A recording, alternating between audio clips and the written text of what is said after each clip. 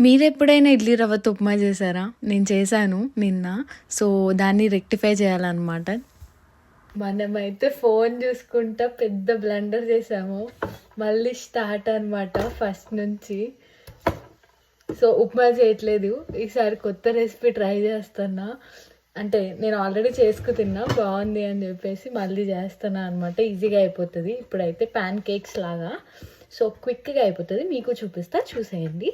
నేనైతే first onion, chilli cut చేసుకుంటున్నాను. Carrot తురుము ఆప్షనల్ అనమాట. సో, దాంట్లో ఉప్పు, కారం, జీలకర్ర ఏసుకొని తర్వాత మన బేసిన్ కొంచెం గోధుమ పిండి వేసుకోవాలన్నమాట.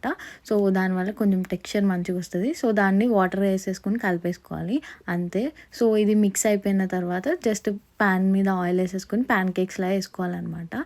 అంతే. అటు ఇటు తిప్పి కాల్చుకొని తినేయడమే. పచ్చడితో అయితే చాలా బావుంటది. సో, రెసిపీ నచ్చితే subscribe to my channel. Thank you for watching. Bye.